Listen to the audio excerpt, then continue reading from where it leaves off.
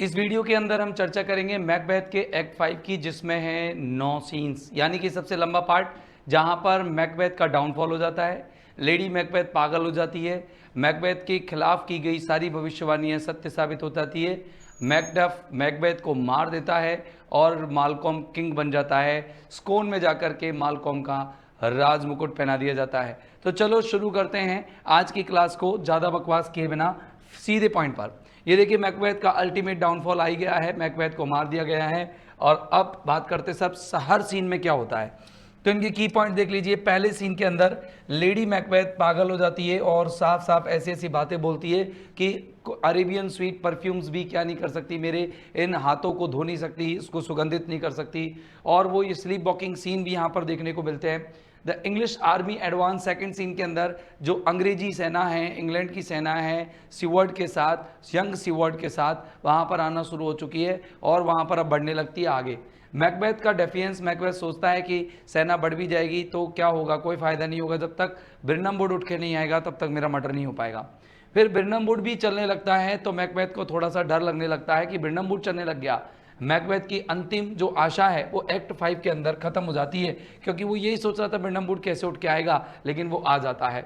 मालकॉम की आर्मी वहां पर मैकबेथ के किले में पहुंच जाती है। अब मैकबेथ लड़ता है यंग सीवर्ड के साथ और उसको मार देता है, कह देता है कि मेरे को कोई नहीं मार सकता जब तक कोई बालक अगर बिना माँ के या गर्भ से पैदा ना हुआ हो। फिर मैकबेथ जो है मैकडफ, उनके बीच में लड़ाई होती है, फाइनल बैटल है ये। फिर वहाँ पर मैकबेथ को मार दिया जाता है, क्योंकि मैकडफ ये क्लियर कर देता है कि मैं सी सेक्शन के द्वारा यहाँ पर क्या हुआ हूँ, मेरा जन्म हुआ है और मैं सिजेरियन जो डिलीवरी है मेरी वो हुई है, मैं किसी भी प्रकार से नेचुरल बर्थ नहीं है मेरा।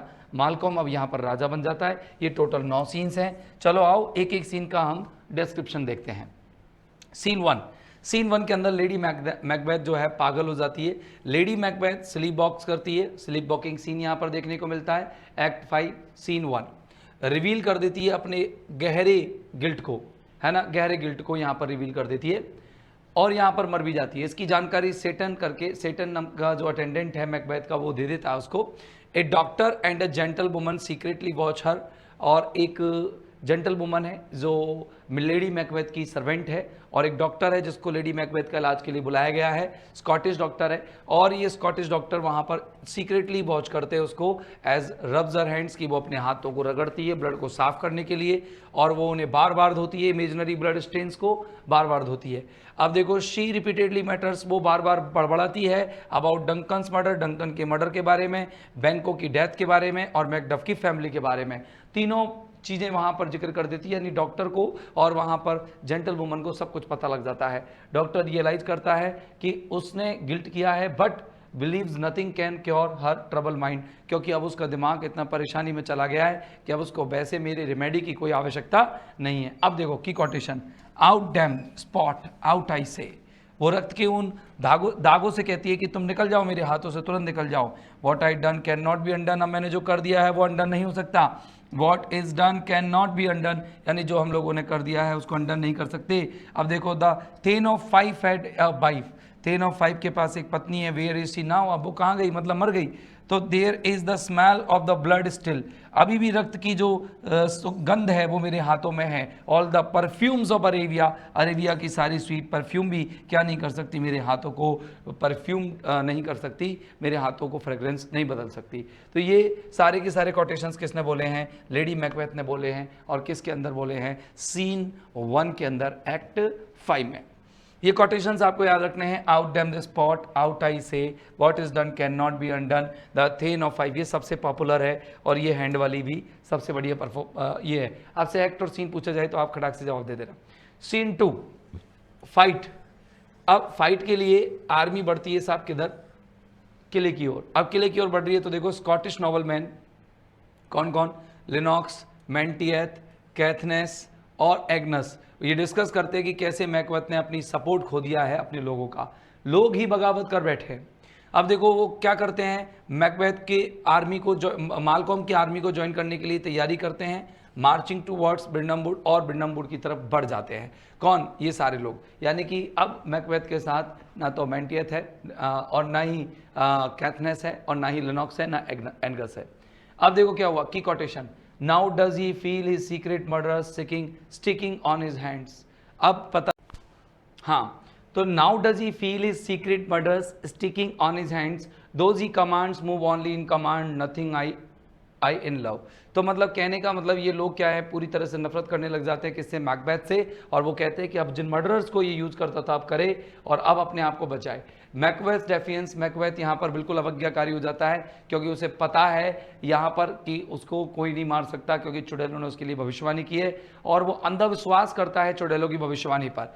मैकबेथ नाउ एरोगेंट, मैकबेथ अब बहुत ज़्यादा घमंडी हो गया है, इंकारी हो गया है और वो चुड़ैलों की भविष्यवाणी से ज़्यादा विश्वास करने लग जाता है और वो कहता है कि वो इनविंसिबल है, अजय है। मैकबेथ अपने आप को अजय मानने लग जाता है, क्यों? क्योंकि चुड़ैलों ने कह दिया था अपने प्रेतों को प्रकट करके कि ये 3 प्रेत उन्होंने बोले थे और तीनों प्रेतों में से एक प्रेत ने कहा था कि तुम्हें मैकडफ से सावधान रहना है, दूसरे प्रेत ने कहा था कि तुमको कोई महिला से जन्मा हुआ तो आदमी मार नहीं सकता, और तीसरा उसने कहा था कि तुमको जब तक नहीं मारा जा सकता जब तक कि बिरनम बूट डंसिनन तक उठकर ना आए। और ये तीनों चीज़ों से असंभव सी लग रही थी, इसलिए भाई साहब ने क्या किया, अपने आप को अजय मान लिया।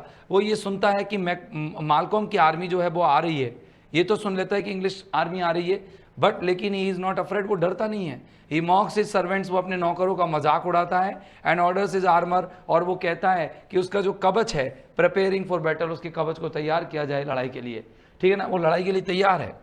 द डॉक्टर इन्फॉर्म्स हिम, अब उसी बीच में डॉक्टर उसको सूचना देता है अब लेडी मैकबेथ मेंटल कंडीशन की, लेडी मैकबेथ की मानसिक स्थिति बड़ी खराब है, बट मैकबेथ डिसमिसेज इट, लेकिन मैकबेथ कहता है कोई बात नहीं, तू सही कर, तू है तो सही, तू क्यों है, की कोटेशन कह रहा था, टिल बिरनम वुड रिमूव, जब तक कि बिरनम वुड उठ करके ढंग से नहीं आएगा तो मैं अपने टेंट में मैं डरूंगा नहीं, तब तक नहीं डरूंगा मैं। अब क्या होता है साहब, ये भी घटना घटेगी, तो देखो, cure her of that, doctor से कहता है जा इलाज कर उसका, canst thou not minister to a mind disease, क्या तुम दिमाग की बीमारी को सही नहीं कर सकते क्या? I have lived long enough, my way of life is fallen into the सेर द येलो लीफ, कहने का मतलब मैं जीऊंगा भाई साहब, मेरे को कोई मार नहीं सकता। आगे देखिए, अब मालकॉन की आर्मी जो है बिरनम वुड को यूज करती है कमाउफ्लेज करने के लिए, मतलब धोखा देने के लिए। धोखा कैसे देते हैं, मतलब वो कहते हैं कि हम जब जाएंगे कैसल से, सब कोई ना कोई देख लेगा, हम पकड़े जाएंगे और हमारी संख्या का भी आभास हो जाएगा कि हम कितने लोग जा रहे हैं, तो क्यों ना बिरनम वुड की, मालकॉम ने आदेश दिया कि बिरनम वुड की शाखाओं को काट लो और काट करके अपने सिर पर लगा लो और चलो किले की ओर मार्च करते हैं। अब देखो क्या होता है, मालकॉम की रणनीति, मालकॉम कहता है, क्या कहता है, Malcolm, Macduff and their soldiers arrive at Birnam Wood, और वो अपनी रणनीति बनाते हैं। मालकॉम ऑर्डर देता है कि सभी लोग क्या करें, अपने अपने सिरों पर काट करके क्या रख ले, सिरों को काट कर नहीं, सिरों पर काट करके पेड़ों की ब्रांचों को रख ले। They decide to cut branches from the trees and use them as camouflage, और उन्होंने अपने आप को रंग बदलने के लिए, डिस्गाइज करने के लिए उनको यूज किया। अननोइंगली फुलफिलिंग द विचेज, और बिनको पता नहीं था, उनको पता नहीं था कि वो जाने अनजाने में वो चुड़ैलों की भविष्यवाणी को सत्य साबित कर रहे हैं। The prophecy begins to come true, अब भविष्यवाणी सत्य साबित हो जाती है। बिरनम वुड वहां पर मैकबेथ के किले की तरफ जा रहा है। Macbeth shall never vanquished be until great Birnam Wood to high Dunsinane hill shall come against him. ये वाली लाइन यहाँ पर ये तीसरे प्रेत ने बोली थी, थर्ड प्रेत ने बोली थी। और द आर्मीज डिटर्मिनेशन, यहाँ पर आर्मी का भी संकल्प है, आर्मी पूरी तरह से दृढ़ निश्चयी है कि मैकबेथ को टपका करेंगे, क्योंकि मैकबेथ ने उन पर अत्याचार ढहा है। और वहाँ पर क्यों, उन पर कैसे, उनकी फैमिली उसी समाज में रह रहे थे जहाँ पर मैकबेथ का तानाशाही राजपाट चल रहा था, तो वो सब सफरर थे, सब पीड़ित थे, इसीलिए वो आर्मी पूरी तरह से डिटरमाइंड थी। जो वहाँ के आम लोग थे, लोकल लोग थे, वहाँ पर पूरी तरह से वो इंग्लिश सेना के साथ जुड़ गए। Let every soldier hew him down a bough and bear before him, ये क्या है, मालकॉम का ऑर्डर है। Within 3 miles may you see it coming, I say a moving group. यहाँ पर ये सर्वेंट है जो मैकबेथ का है कि 3 माइल तक, within 3 miles a may you see, 3 mile तक तो तुम देख सकते हो, 6 किलोमीटर तक तुम्हें दिखाई दे जाएगा। आगे देखो, लेडी मैकबेथ मर जाती है और ये खबर ला कर देता है कौन, Macbeth. Over confidence continue, Macbeth का ओवर कॉन्फिडेंस जारी रहता है, क्यों कहता है बिरनम वुड के उठ के आने से क्या होगा, हाँ, अब मेरे को मार तो केवल वही सकेगा ना जिसने क्या किया है, महिला गर्भ से जन्म न लिया हो, जबकि सबने लिया है। तो लेडी मैकबेथ मर जाती है। मैकबेथ थोड़ा सा एक एकल कथन गाता है, तो देखेंगे एकल कथन कौन सा है। लेडी मैकबेथ की मृत्यु हो जाती है और इसकी खबर ला करके कौन देता है, ये भी ध्यान रखना, सेटन देता है। कौन देता है, सेटन। अब वो क्या होता है, Macbeth deliver one of the most famous existential speech in literature. वो कहता है कि she should have died hereafter. बढ़िया रहता, वो कुछ देर बाद वो लोगों की मृत्यु को देख करके मरती। There would have been a time for such a word. अब एक ऐसा समय है ये कि मैं ऐसे शब्दों को नहीं बोल सकता। He sees life as meaningless. वो देखता है कि अब जीवन मेरा मीनिंगलेस है, फ्लीटिंग है एंड फुल ऑफ सफरिंग है। The prophecy begins to break. अब भविष्यवाणी सत्य साबित होना शुरू हो जाती है, यानी कि वो ब्रेक करना, टूटना, मतलब सत्य तो हो ही गई थी लेकिन ब्रेक करना शुरू हो जाती है। मैकबेथ का last attempt as bravery. Macbeth फिर भी अटेम्प्ट करता है कि वो किसी तरीके से बहादुरी से जीत जाए, लेकिन अब देखो भाई साहब, मौत तो करीब है ही। सीन 6 में क्या होता है अभी बाद में बात करेंगे। ये लाइन में बोलता है, tomorrow and tomorrow and tomorrow creeps in his petty pace from day to day. ये भी कौन बोलता है? मैकबेथ बोलता है। Life is but a walking shadow, a poor player that struts and frets is are upon the stage। ये भी बोलता है मैकबेथ। तो मैकबेथ के स्टेटमेंट्स हैं, ये सुन लीजिए आप। एक तो बोलता है tomorrow and tomorrow and tomorrow, कल कल कल, creeps in is petty pace from day to day. मेरे दिमाग में बस ये है कि कल क्या होगा, कल क्या होगा, बस अब टेंशन सी बनी हुई है, मैं हमेशा स्ट्रेस में जी रहा हूँ। Life is but A walking shadow, जीवन कुछ नहीं है, बस एक चलती हुई छाया है। A poor player that struts and frets his hour upon the stage. बस क्या है, मतलब वो जैसे कि एज यू लाइक इट में बोला गया था जैक्स के द्वारा सेकेंड एक्ट में 7 सीन में, all the world is a stage. ठीक वैसे ही यहाँ पर life is what a walking shadow, ये बोला गया है किसके द्वारा? मैकबेथ के द्वारा, एक्ट 5 के सीन नंबर 5 के अंदर। ठीक है ना, एक्ट 5 सीन 5, ये याद रखना है आपको। अब देखना यहाँ पर मालकॉम की जो आर्मी है वहाँ पर मैकबेथ के किले में पहुँच जाती है। मालकॉम जो है फाइनल ऑर्डर दे देता है कि चलो किले में चलो, किले की तरफ मूव करो। सब यहाँ किले की तरफ मूव करने लग जाते हैं। सिवर्ट जो है वो अटैक को लीड करता है, मतलब सिवर्ट सबसे पहले अटैक करता है। मैकडफ का जो डिटर्मिनेशन है वो साफ साफ देखने को मिलता है कि वो मैकडफ मना कर देता है कि मैकबेथ के साथ सीधी लड़ाई कोई नहीं करेगा, सिर्फ मेरे अलावा, मैं ही मैकबेथ को मारूंगा।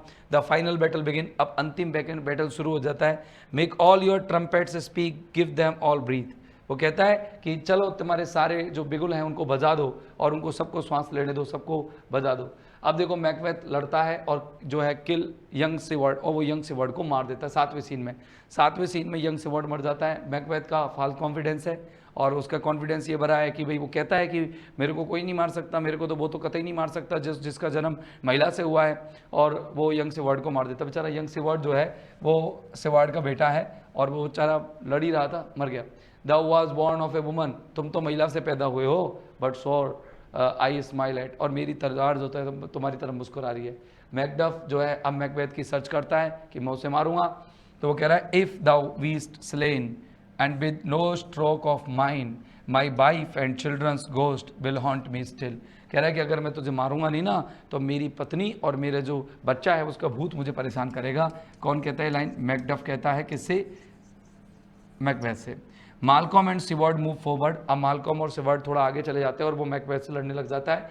सीन 8 के अंदर मैकबेथ और मैकडफ लड़ते हैं, फाइनल बैटल है, अंतिम लड़ाई है। अब मैकबेथ का जो लास्ट स्टैंड है, मैकबेथ अंतिम रूप से स्टैंड करता है और वो कह देता है कि मैं मरूंगा नहीं, ठीक है ना, बिल्कुल, कब तक? जब तक कि क्या कह रहा है कि मैं कुछ भी हो जाए लेकिन मैं मालकॉम के कदमों पर गिरूंगा नहीं। मैकडफ कन्फ्रंट्स मैकबेथ, और मैकडफ जो है वो मैकबेथ के सामने आ जाता है। मैकडफ कहता है कि मैं ऐसी माँ से जन्मा हूँ, या मैं माँ से जन्मा हूँ सी सेक्शन के माध्यम से, मतलब मेरी जो डिलीवरी हुई है, मैं जो आया हूँ इस दुनिया में, मैं सिर्फ किससे आया हूँ? सिजेरियन डिलीवरी से आया हूँ। मैकबेथ रियलाइज़ करता है कि अब मेरी मौत करीब है, कि अब जो चुड़ैलों ने मुझे धोखा दिया है और चुड़ैलों ने मेरे खिलाफ मंत्रणा गढ़ी है वो यहाँ पर कर देता है। बात क्लियर। मैकडफ जो है मैकबेथ को हेड को प्रस्तुत कर देता है लोगों के सामने कि ये लो मैंने काट दिया हेड, सिर काट दिया। अब लोगों के अंदर खुशी। तो देखो मैलकॉम का जो फाइनल स्पीच वो कहता है turn hello hound turn. Macduff challenges करता है, चुनौती देता है मैकबेथ को। उस टाइम पर थी ये कोटेशन से बनी हुई, टाल दी Macduff was from his mother's womb untimely right. Macduff इस बात को रिवील कर देता है कि मैकडफ वो आदमी भाई साहब जो अनटाइमली आया है दुनिया में। ले on Macduff and dam be him the first cries hold enough. Macbeth जो है लड़ता है और बाद में हार जाता है। मतलब मर जाता है। अब देखो यहाँ पर आता है लास्ट में मालकॉम जो है राजा बन जाता है, मैकडफ अपनी विक्ट्री हासिल कर देता है, मतलब सिर दिखा देता है किले के दरवाजे पर ले जा करके कि ये लो मैंने मैकबेथ को मार दिया। अब मैकडफ जब विक्ट्री रिवील करता है तो मालकॉम जो है सबसे पहले डिग्री चालू कर देता है अर्ल की, वो टाइटल अर्ल का टाइटल शुरू कर देता है। वो सभी अपने साथियों को लॉर्ड्स को अर्ल की उपाधि देता है, लॉर्ड्स की जगह वो अर्ल कह देता है। रिस्टोरेशन ऑफ ऑर्डर, अब यहाँ पर पीस स्थापित हो जाती है, शांति और संतुलन, पीस एंड बैलेंस यहाँ पर क्या हो जाता है, पूरी तरह से एस्टैब्लिश हो जाता है।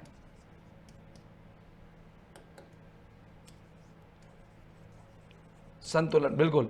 अब यहाँ पर कोई मर्डर नहीं होगा, no more murder, no more murder होगा, अब यहाँ पर कोई मर्डर नहीं होगा। Final words, closing lines. So thanks to all at once, सारे ऑडियंस को कह रहा है कि सभी को धन्यवाद, to each one whom we invite to see us crowned at Scone, जिसको सबको हमने यहाँ पर स्कोन में अपने सिंहासन के लिए मुकुट ताजपोशी के लिए बुलाया है। अब यहाँ पर ताजपोशी होगी किसकी, मालकॉम की, और मालकॉम सबको धन्यवाद दे रहा है। बस ताजपोशी पे ख़त्म हो जाता है। सारे सीन्स बहुत सिंपल थे, आप आराम से घर पे तैयार करो एक एक, और ये सारा मैटर आपको मिलेगा प्रिंटेड, तो आप आराम से इसको तैयार करेंगे घर पर, एक एक करके एक एक करके एक एक करके एक एक करके सारी चीज़ें तैयार कर लो। बस मेन पॉइंट्स याद रख लो बस, और तो क्या, इस पर डीपली नहीं आएगा, कोटेशन आएगा बिल्कुल अंदर से आएगा, तो वो याद भी रहे इसकी कोई गारंटी नहीं है। इसीलिए मैं आपको एक बार टेक्स्ट भी पढ़ा रहा हूँ, इसका टेक्स्ट थोड़ा सा कॉम्प्लिकेटेड ज़्यादा है, लेकिन कोई नहीं, पढ़ रहे हैं हम, ठीक है। Thank you very much, bye bye.